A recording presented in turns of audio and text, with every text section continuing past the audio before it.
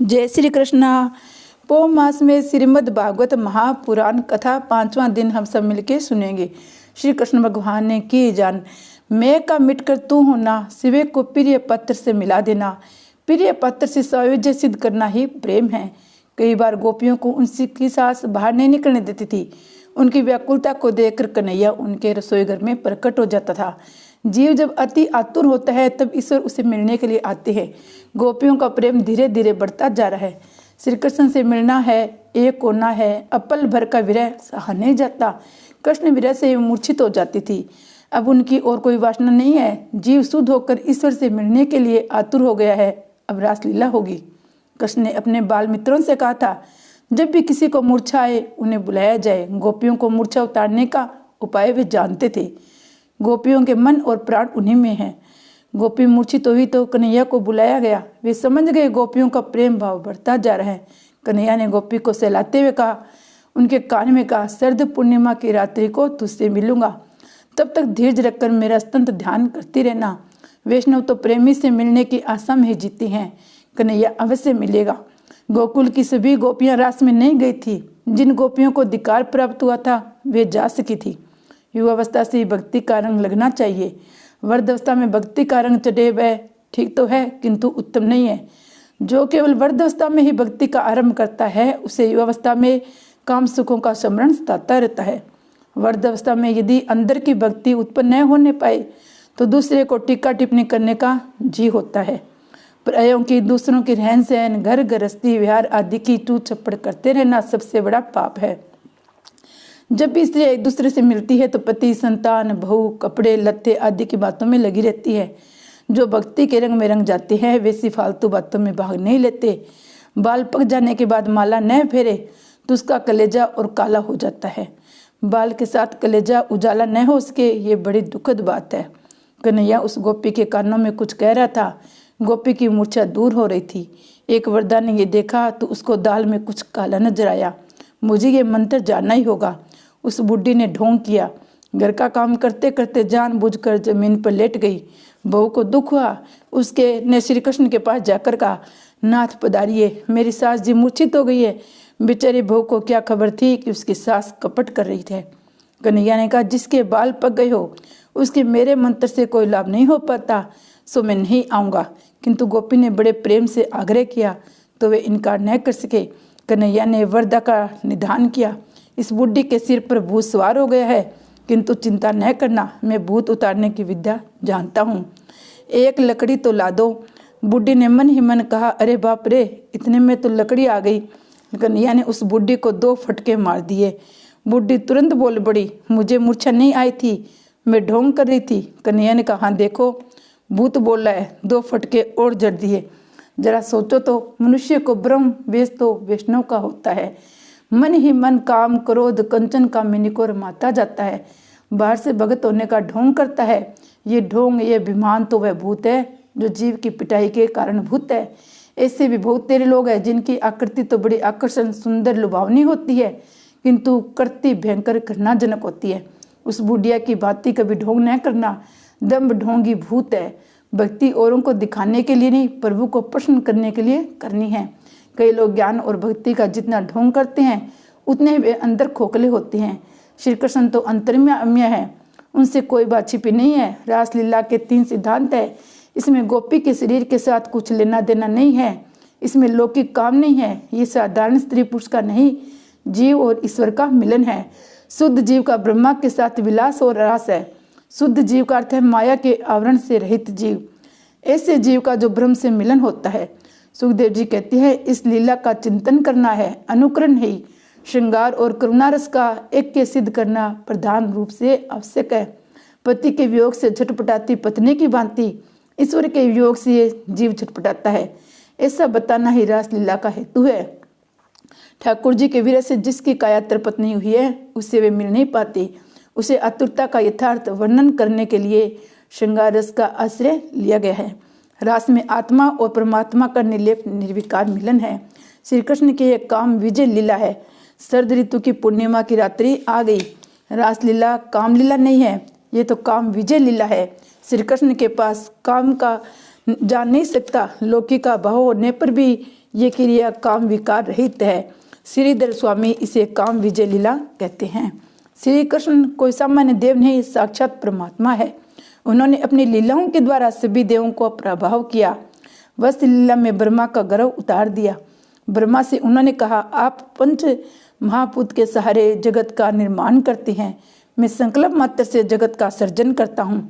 भगवान को सृष्टि की रचना करने के लिए किसी भी वस्तु की आवश्यकता नहीं है। संकल्प मात्र से उन्होंने गोप बालकों को बछड़ों का निर्माण किया था। वह रूप उन्होंने स्वयं ही लिया था। अग्नि का भी गर्व नष्ट किया। इंद्र का अभिमान भी गोवर्धन लीला में उतारा गया। वरुण देव का पराभव किया। ब्रह्मादि देवों की पराजय हुई तो कद्रव कामदेव का अभिमान जाग उठा। अब तो मैं ही सबसे बड़ा देव हूँ। उसने कृष्ण के पास आकर मल युद्ध का प्रस्ताव रखा। काम का एक नाम मार भी है, उसे सभी मारते हैं। कृष्ण ने कामदेव से पूछा, शिवजी ने तुझे भस्मीभूत कर दिया था, वे क्या भूल गए है तू? कामदेव, हाँ तो वह ठीक है, मुझसे जरा गड़बड़ हो गई थी। शिवजी समाधिस्थ थे और तेजोमय ब्रह्मा का चिंतन कर रहे थे।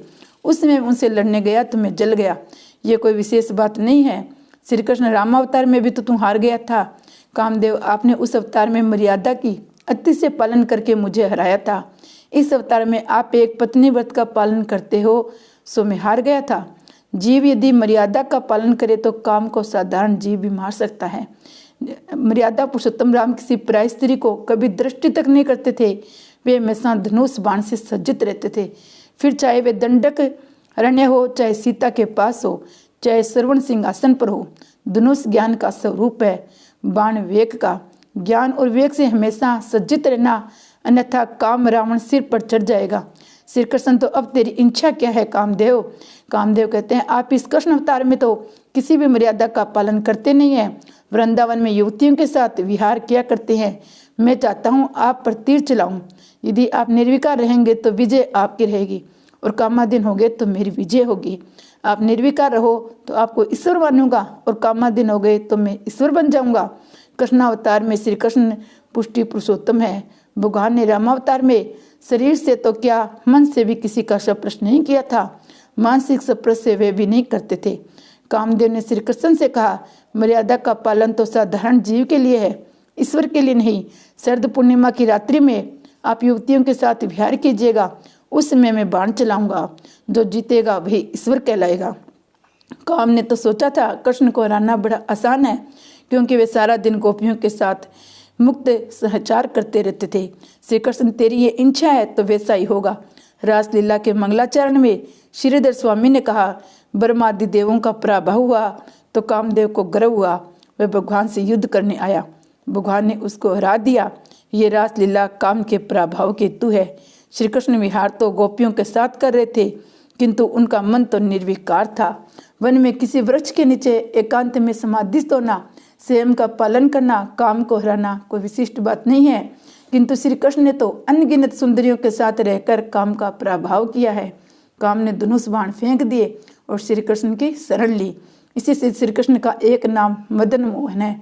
श्री कृष्ण तो योग योगेश्वर है। काम ने प्राय सभी को हरा दिया था, तो उसका सर्विष्ट होना साहजिक था। रासलीला में भगवान ने उसके गर्व को भी नाश कर दिया। देवी भागवत में व्यास जी कहते हैं, एक बार वे भी कामाधीन हुए थे। परसारा ने 60,000 वर्ष तक तपस्या की। वे एक बार यमुना पार कर रहे थे, तब नाव खेती हुई मल्लाह कन्या मत्स्यगंधा को शोधरे देकर वे मोहित हो गए। उन्होंने उस कन्या का हाथ थामा। उस कन्या ने कहा, कहाँ आप जैसे पवित्र ब्राह्मण, कहाँ मैं शुद्ध मल्लाह कन्या, किंतु काम कभी जाति देखता भी है। ऋषि ने कामेच्छा व्यक्त की। मत्स्यगंधा ने कहा, ये दिवस का समय है, सो हमें सब लोग देख लेंगे। दिवस में ऐसा कर्म निषेध है। तो पराशर ने अपने तपोबल से अंधकार को बादल लचके सूर्य के आवर्त करके चारों ओर अंधकार फैला दिया। पराशर ऋषि सूर्य को तो ढक सकते थे, किंतु अपने काम को न रोक सके। काम को जितना बड़ा दुष्कर कार्य है, जो काम के अधीन होकर उसकी मार खाता है वह साधारण जीव है। जो काम को मारकर उसको सब अधीन करता है वह ईश्वर है। इस रासलीला में चिंतन करने से काम वासना नष्ट होती है। उस लीला में जीव और ईश्वर के मिलन का निरूपण है। ये मिलन उच्च कक्षा का है। प्रेम का आरंभ द्वेष से होता है और अंत द्वेष से। श्री महाप्रभु जी कहते हैं, रासलीला तो भगवत का फल है, जीव और ईश्वर का मिलन ही वह फल है। भगवत का उद्देश्य है ईश्वर का जीवन दिखाना, उनकी प्राप्ति कराना। रासलीला में सुखदेव जी ने किसी भी गोपी का नाम न बताकर कश्चित अन्य अपराधी शब्दों का प्रयोग किया है। इस कारण से तो श्रीधर स्वामी कहते हैं, जीव मात्र को प्रभु का आह्वान करते हैं, वे सभी को बंसी बजाकर पुकारते हैं, बुलाते हैं, वे सबके सच्चे स्वामी हैं। श्रीधर स्वामी कहते हैं, रासलीला के 5 अध्याय पंच प्राणों के सूचक प्रतीक है। पंच प्राणों ईश्वर के साथ रमन ही रास है। रास पंचाध्यायी काम विजय के लिए है। जो शास्त्र में घायल नहीं हो पाता, वैसे योद्धा भी काम के पुष्प बाण से घायल हो जाते हैं। जो काम को मार सकता है वह काल को भी मार सकता है। काम विजय के हेतु बहुत से महात्मा केवल चावल और दूध का आहार करके रात्रि में दूसरे प्रहर में रासलीला का पाठ और चिंतन करते हैं। वे मन मन कल्पना करते हैं कि वृंदावन में है। रास मंडली के मध्य में राधा कृष्ण है। कृष्ण ने एक हाथ में बांसुरी पकड़ी है, दूसरा हाथ राधा जी के कंधे पर रखा हुआ है। एक एक राधा के साथ एक एक कृष्ण है। इस रासलीला के चिंतन के साथ काम वासना नष्ट हो जाती है। काम विशेष रात्रि के दूसरे प्रहर में अधिक आता है। जो उसमें स्नानादि करके पवित्र होकर रासलीला का चिंतन करोगे तो काम नहीं सताएगा। रासलीला अनुकरणीय नहीं, चिंतनीय है। उसका चिंतन काम नासी है। वेणुगीत की बांसुरी तो पशु पक्षी नदी सभी को सुनाई देती है, किंतु रासलीला की बांसुरी तो ईश्वर मिलानुसार अधिकतर जीव गोपियों को सुनाई देती है। जिनका चित्त श्री कृष्ण ने हर लिया था, वे ब्रज नारियां बांसुरी सुनकर आतुरता पवित्र श्री कृष्ण से मिलने दौड़ चली। गोपियां अपने सांसारिक कार्यों को एक और छोड़कर भगवान से मिलने दौड़ती है। वे तो अपनी सखियों को बुलाने के लिए रुकती नहीं है। जिस गोपी का नाम लेकर बांसुरी बजाया जाए वह गोपी सुन लेती है। गोपियों की आतुरता तो देखो। जो गोपियां गायों को दूर रही थी, वे भी बांसुरी के तान सुनते ही काम छोड़कर उत्सुकता से दौड़ चलती है। उनकी तन्मयता, उनकी भावना तो देखो। कुछ गोपियां बढ़ेगी वस्त्रा लुकार पहनकर कृष्ण से मिलने निकल पड़ी। जब देहाध्यास छूट जाता है तब ऐसी दशा होती है। श्रृंगार करती हुई गोपी ने कन्हैया की बांसुरी सुनी तो व्याकुलता के कारण चंद्रहाल गले से बदले में हाथ में पहन लिया। घर की लिपाई पुताई करती हुई एक गोपी गोबर से गंदे हाथों सहित दौड़ पड़ी। रासलीला में अगर लौकी की बात होती तो उसकी गोपियां कुछ और ही होती। इस प्रकार दौड़ निकलने के बदले वे 2 घंटों तक श्रृंगार करके दर्पण में अपना निखार देकर बन ठन कर निकलती, किंतु ऐसा नहीं है। सुखदेव जी वर्णन करते हैं कि गोपियों की भावना, कुछ गोपियां घर लीप रही थी, वे गोबर में गंदे हाथों को धोए बिना ही कृष्ण से मिलने दौड़ पड़ी। यही बताता है कि लौकिक काम की बात नहीं है। ईश्वर के मिलने के लिए वैसी आतुरता होनी चाहिए, वैसी प्रेम भावना होनी चाहिए। रामकृष्ण परमहंस हमेशा सदृष्ट बातें करते थे। एक शिष्य ने अपने गुरु से पूछा, ईश्वर प्राप्ति के लिए जिज्ञासा और व्याकुलता कैसी होनी चाहिए? तो गुरु जी बताते हैं, श्री कृष्ण भगवान ने की जय।